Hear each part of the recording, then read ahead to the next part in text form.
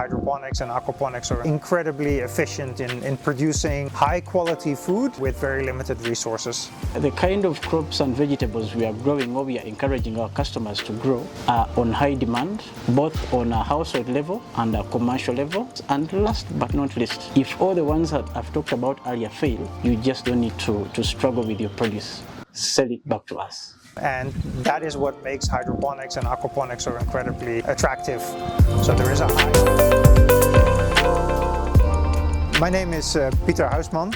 I'm the Managing Director and founder of Urban Greens. Urban Greens, we make urban food production systems available to urban growers. So Urban Greens started as a hobby. Initially trying to kind of experiment with aquaponics and urban growing at my own home, and those systems, or that first system was so incredibly productive and worked so well that I figured hey, can we maybe turn this into a business and make this technology available to others as well.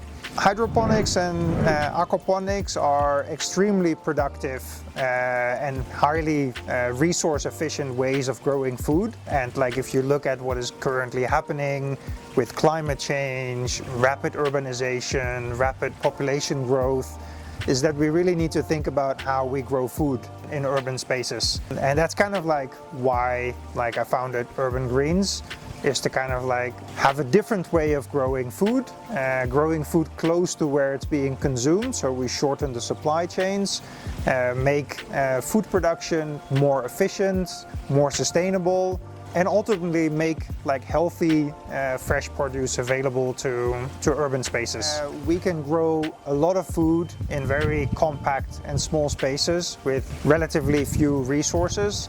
So we use very little water. The fertilizers that we use, particularly in hydroponics, are very efficiently applied to grow plants. Yeah, we can grow food basically anywhere with very limited resources. And that is what makes hydroponics and aquaponics so incredibly attractive.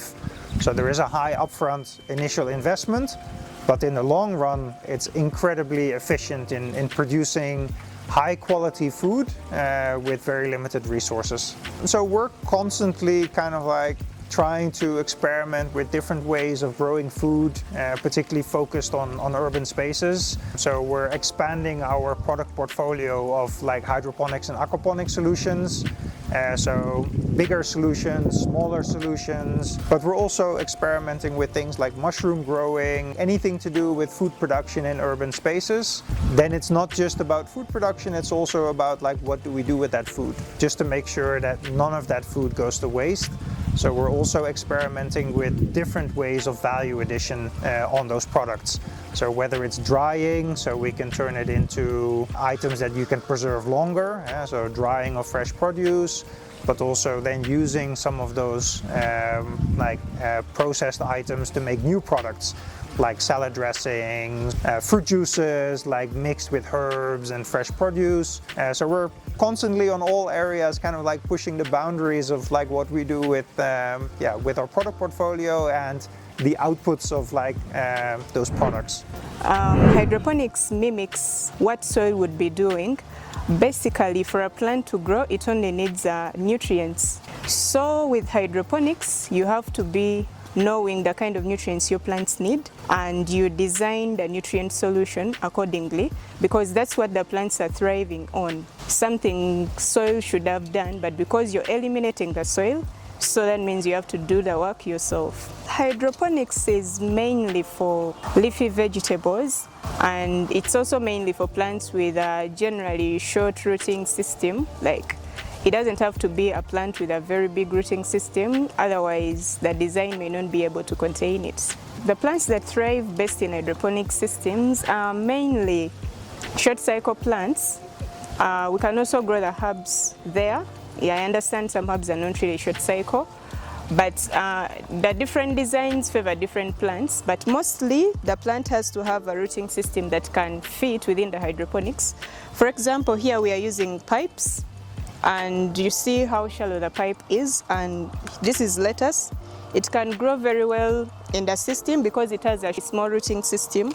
We also have some spinach here, same story, small rooting system, And the plants also don't have to be growing like extremely large. I don't expect you to grow a banana or maize in hydroponics. With our towers, most of them, all of them actually, they're occupying a very small space, less than a square meter, and they have different capacities. Imagine growing 32 plants, 60 plants, 188 plants in a space less than 1 square meter. Yeah, I think you can try to understand what I mean by towers maximizing space. The importance of hydroponics, first of all, it is a solution or a technique that makes it possible to grow food in a very small space. For example, we just talked about the towers, let alone these systems. This system is it's seated in an area of about 6 by 1, that is 6 square meters, but it has a capacity of 300 plants, whereby if you were to grow 300 plants in a space of 6 square meters, the way we usually grow plants, it wouldn't be possible. But with the hydroponics, it is very possible. First of all, you don't even have to use the soil, pests and disease management when it comes to hydroponics. Because we are dealing with live plants, we definitely expect that they will fall sick. We definitely expect that pests are going to attack them. But how do we handle that? Well, in the case of hydroponics and particularly urban greens, we do our pest and disease management organically. We make sure we exclude any harmful chemicals from our products. So we do it the organic way. We use what I would call integrated pest management techniques. What is that? You integrate different ways of managing pests, but the goal is to eliminate or to use as little chemicals as possible. So how do we do it here? First of all, our systems have traps when it comes to insects. So we use the traps to help us to monitor the insect infestation or the pest infestation. From the traps, we are able to tell the pressure of the pest invasion. So the other thing is that we are continuously, on a daily basis, we monitor the plants. We do not wait for the disease or the pest to surface. We do more of preventive. So we have a spray schedule according to the products that we have. We keep applying it on a weekly basis. Nutrient management when it comes to hydroponics. This is called an EC/pH meter. It helps me measure the concentration or the amount of the nutrients in my nutrient solution. Remember, I told you with hydroponics, you have to do the work that the soil should have done. That is provision of nutrients to the plants. So that means I have to be knowing what my plant wants or what my plant needs to grow. Each system is connected to a nutrient reservoir, and inside this reservoir there is the nutrient solution, and there is a pump that pumps that solution through the system, and it circulates and then it comes back. And by so doing, the plants receive their nutrition. So how do I manage the nutrients in the system? Each plant has its own nutrient requirements, and we usually measure that as electrical conductivity, something this meter is able to measure. The other thing is we also keep monitoring the pH here, because different nutrients are available under different pHs. So lettuce has its own, and other plants also have their own, and usually in our systems we grow plants that have the same nutrient requirement because we are using the same nutrient reservoir. So regularly I check using my meter.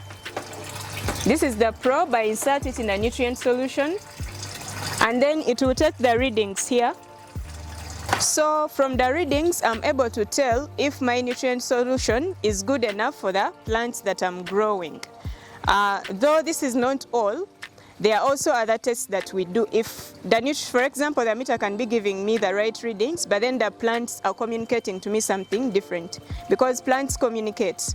The meter can show you something different, but then the plants are also showing you something different. So when we go beyond that step, if I'm not convinced with the meter readings, I go into the chemical tests to ascertain which nutrients I have, which ones do I have in excess, which ones do I have in deficit. Yeah, so basically that's what we do when it comes to nutrients management. Aquaponics is a farming setting that integrates aquaculture and hydroponics. Hydroponics is a soilless farming where we use nutrient water to grow the plants. But again, when you have aquaponics, you don't have to go into the cost of buying the nutrient. There you're using the fish waste. So from the fish tanks, we go and filter this waste.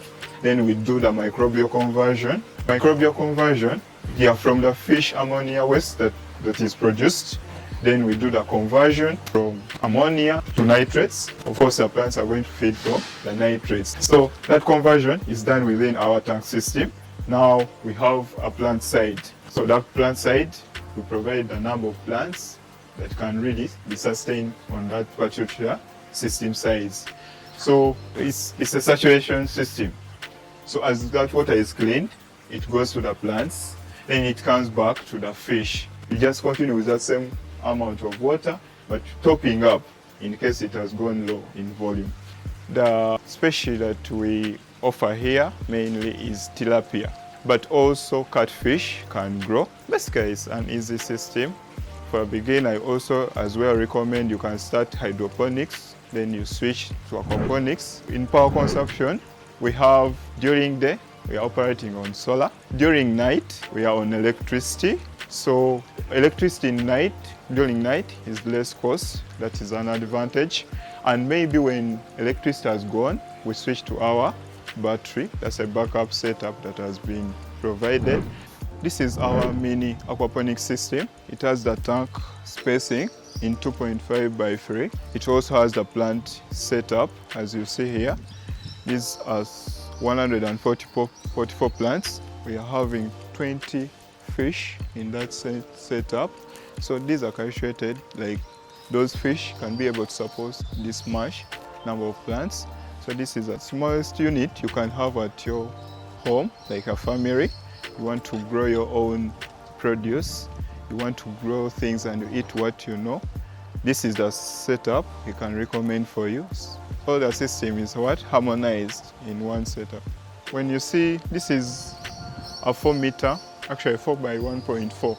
There are actually 6 lines accommodating 140 plants. We have the tank spacing that accommodates over 50 fish up to maturity.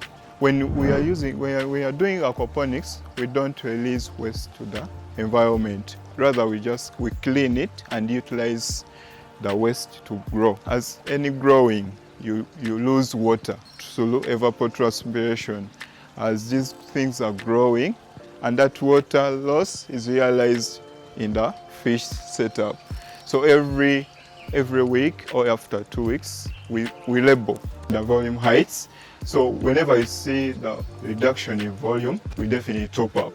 So this setup with all the remote monitoring, the electrical components, the tanks, the service visits, after sale service visits that we come to your station. This costs about 9 million with everything. We have 2 forms of systems like we had mentioned earlier. So we have hydroponics and aquaponics. With aquaponics, we have different mini structures that you can begin with, which are basically a small one-sided A-frame. And then we also have grow towers, and the smallest grow tower being this one with 32 plant capacity. And then another grow tower that comes next to that, which accommodates about 60 plants, is this. And the next grow tower is this one that accommodates up to 180 plants.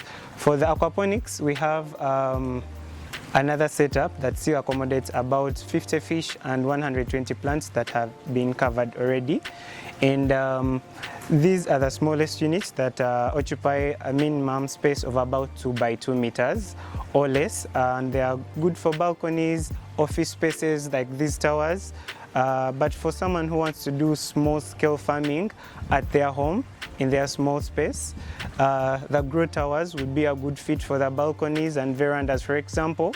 And then for the mini A-frames, I would say, they would be very fit for like a backyard, but still would fit on the balconies depending on the space that you have, but mainly any kind of small space they would fit. These grow towers are very affordable, with all the benefits and the convenience that you get with these towers. For example, for 32 plants, it is currently on promotion. Yeah, from 1.8 million, it's now at 1,170,000. So that is 1,170,000. And the one for 60 plants, which is this, it's currently at 1.5 million. And then we also have other structures like a grow wall. I think we're going to cover that later. But these are the affordable prices that you can begin with if you want to do urban farming. So from a range of 1.1 million up to 1.9 million, you can have a grow tower. It comes with seedlings. We set it up for you. It also comes with a first batch of the fertilizer, depending on the size, from 1 liter of fertilizer going upwards. So we set it up, we give you the first batch of seedlings, we connect it to power. By the time we leave, your system is up and running and you're already growing crops. With these mini systems, they're usually very easy to deal with, because once we set it up, we give you the technical knowledge on how to operate. For example, setting up these different rings of the tower, planting and transplanting. So unless it is a major issue, which we always come in to address, but the customer is equipped and trained with all the knowledge for setting up these small structures. We've been using the PVC pipes, but we have moved on to NFT trunkings, which are those white trunkings that you see there. I think they will be showed, which are basically more reliable and long-lasting to the outside weather conditions, because this system mostly meant to be outside. So we are looking for something that is more durable but still more appealing if it is your small space at home and you want to keep the beauty. It will still look beautiful, but you do the farming from there. The smallest is also a 32 planter, a mini frame, which costs 765. And then the other option for aesthetics and beauty is this hydroponic grow tower, which also accommodates 32 plants, and it is at 1,170,000. These systems are very easy to operate. For example, piling up these towers, because once we do the setup, we're also doing like a hands-on training. So when we set up these systems, we could also ask a customer to pile up these setups. So in case of anything, they need to fix the water drainage or the water flow, it is very easy to connect to power, to switch off, to connect to the pump and make sure the water is moving. So I would say it is plug and play, very easy. So like I mentioned, we can grow different kinds of crops or leafy greens on this hydroponic tower. If you want to bring out beauty, you can include flowers, let's say for your balcony or for your veranda, like you would see here. So these are flowers grown on a hydroponic tower without soil on your balcony, but you can still grow healthy greens. Like we have lettuce for if you love salads, we have kale, we have basil for herbs, or all these different herbs if you want to spice up food but you still bring out beauty. So it's an all-round nice concept for someone that wants to do urban farming but also improve space. So it is a beautiful innovation, I would say, which you can find at Urban Greens. This thing has tires, like you see. So in case you're worried that this thing is going to be too heavy, in case you want to shift and you want to clean your balcony, you just move it a bit. So it is also movable, so which gives flexibility for the person to still use their space where they can also do farming. This is a hydroponics mini A-frame. So it does not need fish, but it has a capacity of 60 plants and at only 1.5 million. So it is very flexible and it's easy to set up. Once the customer is guided, they will be able to take care of their system without needing any assistance. So using hydroponics and aquaponics, actually, we focus on short life cycle plants and mainly leafy greens. So I'll give an example of lettuce.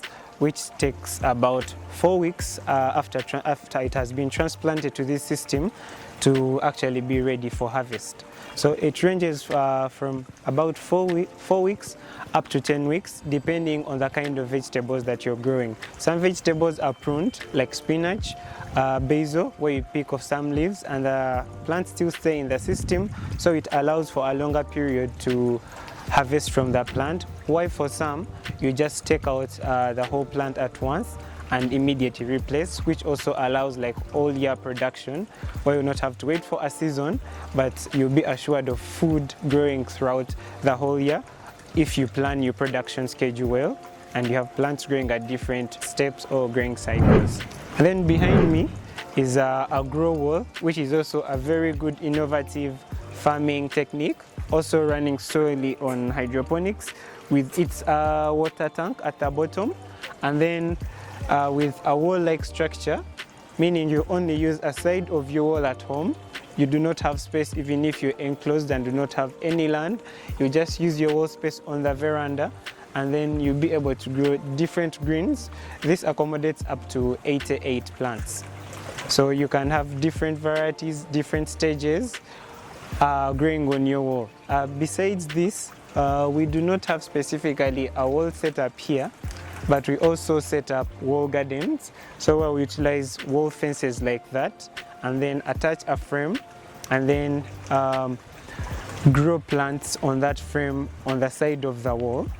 We've installed these for our clients, but all these are like different ways of utilizing any kind of space that you have, in that even if it's just a wall fence, if you cannot afford this, you can do the pipe setup, and then you can grow food in any small space that you have at home. We have close to 19 clients onboarded, and out of the 19, 6 and above of them are onto our full-time system customer model. And what I mean by that, so those are systems that are installed in our customers' homes and residents, and they are utilizing our buyback model. What I mean by buyback, they are selling us their produce or harvest at the end of the day. Yes, so it's just evident, and it's a testimony that we have customers existent and utilizing our systems as a business model and income generating venture. The kind of crops and vegetables we are growing, or we are encouraging our customers to grow, are on high demand, both on a household level and a commercial level. Starting with household level, they can be sold out to neighborhoods. That is, if, for example, you're living in gated communities like Monyonyo, Ntinda, Bugolobi, name them, you can as well create a business case around there. Beyond that, our vegetables are highly demanded by high-end hotels and restaurants around Kampala, cases of Latitude, Kavira Country Club, Portfolio, among others. And there is also an interesting opportunity within the growing tourism industry, which is giving us a lot of traction and traffic from the foreign investors and expatriates that fly in Uganda, who understand best the value of our herbs and uniqueness of fresh and organic produce. So all those are market opportunities. And last but not least, unique about our model, I talked about it earlier, is the buyback model. If all the ones that I've talked about earlier fail, you just don't need to struggle with your produce. Sell it back to us. Our advice for youths out there and families that wish to have this venture as an opportunity for business: start right now, small, and start smart. If you look at our technology, we are encouraging smart and efficient ways of growing vegetables, and at the end of the day, you're going to be having your fresh and organic produce. So the earlier the better, as we are addressing the challenges of food security and safety in urban centers. So this would be a very interesting opportunity for you as a youth or as a family that plans to have a side hustle or a full-time business. So this is the way to go. About our systems being utilized or used in schools or educational purposes, I will start with giving a live example of the recent customers that we've worked with, one of which is Cardinal Subuga Leadership Program that is under the Caritas program. It's the Church of Uganda. So we implemented an aquaponic system that was installed in the month of June. Initially, they had the same setup. However, it was not to the standard of ours. They just had a simple fish tank with fish, but without the full utilization of the nutrients that are coming out of the fish to grow the plants. So where we came in and introduced a section of a fully functional aquaponic system with a potential of growing close to 600 and 700 plants, which is, as I speak right now, functional. So to me, it's a success story about how institutions and schools are picking up the technology.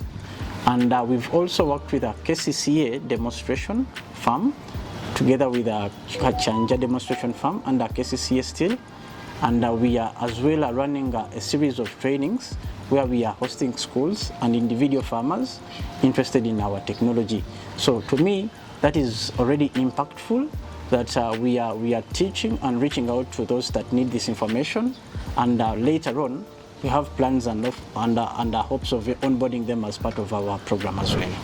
For the case of food security and environmental awareness in the city, good enough we are located in the city. Yes, I can start with the food security. Our model encourages two main important aspects of food production, that is quality and quantity. So quality, we are addressing the question of inadequate food supply in the bucket. And for quality, the fact that we are promoting fresh and organic produce, we are addressing the risks of consumption of chemical-based production food.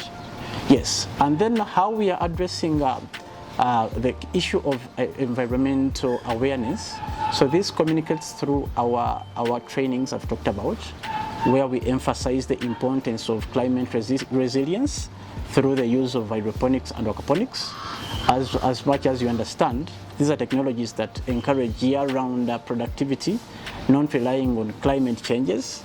So this is a message that is positively picked up by communities and individual farmers. And this is evident by the amount and number of farmers we are onboarding and leads we are generating of recent. Like, as Urban Greens, we're really trying to transform like the food production landscape and really provide an alternative to like traditional growing. And bring basically food production much closer to where food is being consumed, which makes food production more sustainable, but also generate income generating opportunities for like those spaces where we will have most people like in like the coming decades, right? Which is cities. Everyone is coming to a city to look for opportunities, and we all need to eat. And ideally we eat kind of like healthy, nutritious food, so we can really achieve our potential, right? So like as human beings, we need to kind of like have access to quality food, quality sources of food, to really make sure that we kind of like reach our full potential. And that's what we're trying to do at Urban Greens, by making these modern soilless food production systems available to everyone. We are located in Kansanga, opposite Care University, along Gaba Road. Our contact, in case you want to inquire more about Urban Greens or you would like to visit us, it is 0784 74 15 16. And we are currently only on LinkedIn, Facebook, Instagram, and TikTok. You can also check out our website, www.urbangreens.limited.com. We are running a training on the 26th of July about hydroponics and aquaponics at only 20,000 per person. Feel free to book.